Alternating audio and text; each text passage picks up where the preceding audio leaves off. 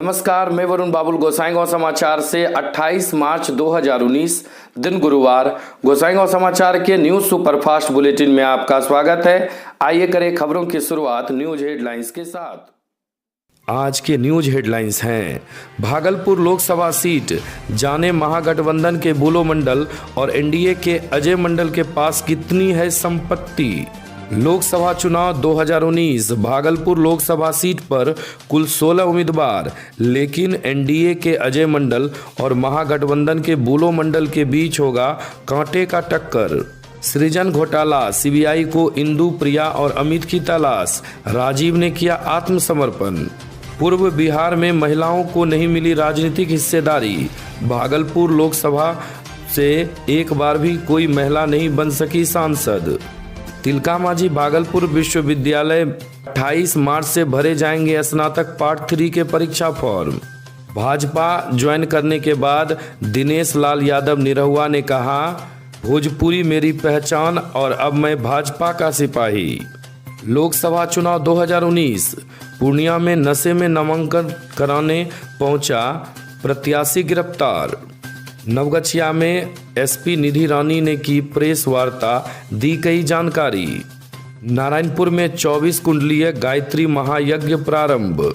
भागलपुर के वृंदावन भवन में युवा जनता दल यूनाइटेड संगठन का बैठक आज।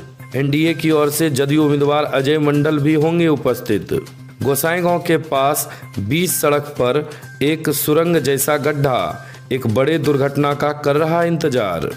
भागलपुर लोकसभा सीट, आइए जाने महागठबंधन के बुलो और एनडीए के अजय मंडल के पास कितनी है संपत्तियां। लोकसभा चुनाव 2019 में भागलपुर संसदीय क्षेत्र से महागठबंधन की ओर से राजद के सिटिंग एमपी बुलो मंडल और एनडीए की ओर से वर्तमान में जदयू विधायक अजय मंडल लोकसभा के प्रत्याशी बनाए गए हैं। दोनों ने अपने नॉमिनेशन फॉर्म भी भर दिए हैं शपथ पत्र के साथ। आइए जाने दोनों प्रत्याशियों के पास कितनी संपत्ति है। युवा राजद के राष्ट्रीय अध्यक्ष सह भागलपुर के सांसद के पास अपनी गाड़ी नहीं है, लेकिन पत्नी के नाम से 28 लाख रुपए की लग्जरी गाड़ी है। नकदी में भी पत्नी आगे है। हालांकि पिछले चुनाव की तुलना में संपत्ति बढ़ी है। 2014 के चुनाव में समय बैंक बैलेंस मात्र 90,000 रुपए था, यह बढ़कर अब 10 लाख रुपए हो गया है। इसके अलावा शपथ पत्र के अनुसार सांसद के पास नकदी पिछले चुनाव की तुलना में कम है। इस बार नकदी सांसद के पास 6,80,771 रुपए और पत्नी सह बीहपुर विधायक वर्षा रानी के पास 7,27,714 रुपए हैं। पुत्र आकाश के पास 32,480 रुपए, अमृता के पास 21,650 रुपए नगद होने की बात कही गई। बैंक खाता में सांसद का 9,84,294 और पत्नी का 8,74,850 रुपए जमा है। सांसद के नाम से 7 लाख रुपए का, पत्नी के नाम से 1.5 लाख रुपए और पुत्र के नाम से 1 लाख रुपए का LIC है। पत्नी के नाम से 2017 में 28,12,000 रुपए में टोयोटा फॉर्च्यूनर खरीदा गया था। पिछले चुनाव में पत्नी के नाम से कोई गाड़ी नहीं थी। वहीं सांसद के पास 250 ग्राम और पत्नी के पास 510 ग्राम सोना है। पिछले चुनाव में सांसद के पास 100 ग्राम सोना था। सांसद के पास एक राइफल है जिसकी कीमत 50,475 रुपये बताई गई है। सांसद के नाम से 10 एकड़ कृषि योग्य भूमि खरीक एवं इस्माइलपुर अंचल में है। पिछले चुनाव की तुलना में इस बार शहर में जमीन बढ़ी है। इस बार सांसद व पत्नी के नाम से भागलपुर शहरी क्षेत्र में 30 लाख की जमीन है। एनडीए के उम्मीदवार अजय मंडल ने भी शपथ पत्र के साथ अपने संपत्ति का ब्यौरा जमा किया है। लोकसभा चुनाव, भागलपुर लोकसभा सीट, 16 उम्मीदवार आजमाएंगे भाग्य, लेकिन नया मुकाबला अजय मंडल और बुलो मंडल के बीच। भागलपुर लोकसभा के लिए नामांकन दाखिल करने का समय मंगलवार को ही समाप्त हो गया। इस लोकसभा क्षेत्र में 16 उम्मीदवार ने नामांकन किया है। यहां दूसरे चरण में 18 अप्रैल को मतदान होगा। वहीं मतदान के पूर्व जारी सूचना के आधार पर एनडीए के अजय मंडल और महागठबंधन के बुलो मंडल के बीच कड़ी मुकाबला होने का संभावना है। ऐसा बताया जा रहा है कि विगत 5 वर्षों में सांसद रह चुके महागठबंधन के बुलो मंडल और वर्तमान में विधायक से लोकसभा चुनाव में अपना भाग्य आजमा रहे एनडीए के अजय मंडल के बीच कड़ा मुकाबला होगा। दोनों के बीच विभिन्न पार्टी के विभिन्न नेताओं के द्वारा एक दूसरे को समर्थन व एक दूसरे के लिए गुटबाजी किया जा रहा है। हालांकि एनडीए की ओर से कई दिग्गज नेता भी अजय मंडल के नामांकन में पहुंचे हैं। वहीं महागठबंधन की ओर से बुलो मंडल के साथ प्रेस सहित कई पार्टी के नेता समर्थक बनकर साथ घूम रहे हैं। भागलपुर सृजन घोटाला, सीबीआई को इंदु, प्रिया और अमित की तलाश, राजीव ने किया आत्मसमर्पण। भागलपुर जिले के 1700 करोड़ रुपए के सृजन घोटाले मामले में सोमवार की ही देर शाम भागलपुर के तत्कालिक जिला भू अर्जन पदाधिकारी एडीएम राजीव रंजन सिंह ने आखिरकार सीबीआई के विशेष अदालत में आत्मसमर्पण कर दिया। अदालत ने आरोपियों को 1 अप्रैल तक के लिए बेऊर जेल भेज दिया। इन पर करीब 300 करोड़ रुपए का घोटाला करने का आरोप है। वह इस बहुचर्चित घोटाले के सबसे बड़े घोटालेबाज हैं। अदालत ने उनके खिलाफ इश्तेहार जारी कर रखा था। बिहार में महिलाओं को नहीं मिली राजनीति हिस्सेदारी। लोकसभा चुनाव में कोई भी पार्टी महिलाओं को 33% तो क्या 10% भी टिकट नहीं देती है। राज्य की महिलाओं के लिए 1984 का चुनाव स्वर्णिम काल के समान था। तब सर्वाधिक 9 महिलाएं पूरे राज्य से सांसद चुनी गई थी। 1999 में भी अधिकतम 5 महिलाएं भी लोकसभा तक पहुंची थी। इसके बाद महिलाओं का ग्राफ 2, 3, 4 के बीच सिमटा रहा। प्रतिनिधित्व के लिहाजे से आधी आबादी अब भी विधानसभा, विधान परिषद, लोकसभा और राज्यसभा में हाशिए पर है। इस लोकसभा चुनाव में भी एनडीए और महागठबंधन के उम्मीदवारों की सूची जारी कर दी गई है, लेकिन पूर्व बिहार के 5 लोकसभा क्षेत्र भागलपुर, जमुई, मुंगेर, बांका और खगड़िया से आधी को आबादी को टिकट नहीं मिला। हैरानी की तो इस बात की है कि भागलपुर संसदीय सीट से आज तक कोई महिला सांसद नहीं चुनी गई। जदयू कोटे से कहकशा परवीन राज्यसभा में जरूर प्रतिनिधित्व कर रही है। सर्वाधिक महिला सांसद बांका लोकसभा क्षेत्र से हुई। गृहराज मामले में अब अमित शाह आए सामने, कहा निकलेगा समस्याओं का हल। लोकसभा चुनाव में बिहार की बेगूसराय सीट का मामला एनडीए के लिए नासुर बन गया है। बेगूसराय से बीजेपी ने नवादा के सांसद गिरिराज सिंह को टिकट दिया है।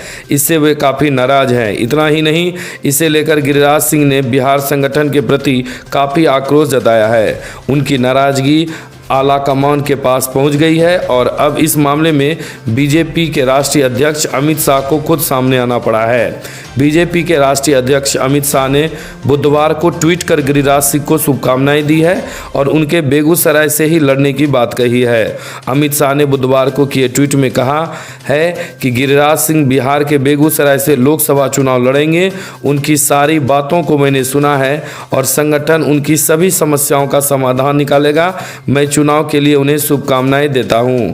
बता दें कि गिरिराज सिंह 2014 के लोकसभा चुनाव में नवादा से बीजेपी के टिकट पर सांसद बने थे। बाद में उन्हें केंद्र में मंत्री भी बनाया गया था। लोकसभा चुनाव 2019 में उनका क्षेत्र बदल दिया गया है। नवादा के बजाय गिरिराज सिंह को बेगूसराय से उम्मीदवार बनाया गया है। बेगूसराय सीट लोजपा के खाते में दे दी गई है। वहां से सूरजभान सिंह के भाई चंदन कुमार को लोजपा ने टिकट दिया है। मांझी भागलपुर विश्वविद्यालय 28 मार्च से भरे जाएंगे स्नातक पार्ट 3 के परीक्षा फॉर्म। भागलपुर तिलका मांझी भागलपुर विश्वविद्यालय में स्नातक पार्ट 3 प्रतिष्ठा 2019 की परीक्षा के लिए बिना विलंब शुल्क के 28 मार्च से 11 अप्रैल तक परीक्षा फॉर्म भरे जाएंगे। वहीं विलंब के साथ 15 से 22 अप्रैल तक छात्रों को परीक्षा फॉर्म भरने का मौका मिलेगा। यह अधिसूचना परीक्षा नियंत्रक ने जारी कर दिया है। प्रतिकुलपति प्रोफेसर रामयतन प्रसाद ने कहा कि स्नातक की परीक्षाओं का रिजल्ट जून तक प्रकाशित किए जाएंगे। फिलहाल स्नातक पार्ट 1 और पार्ट 2 की परीक्षा के लिए विश्वविद्यालय ने जेम पोर्टल से करीब 2 लाख कॉपियां खरीदी है। Eastern Bihar chamber of commerce Bhagalpur की नई सरकार का गठन। वर्ष 2019-22 के लिए eastern Bihar chamber of commerce की नई सरकार का गठन कर लिया गया है। नई सरकार में अध्यक्ष अशोक भिवानीवाला और महासचिव रोहित झुनझुनवाला बने।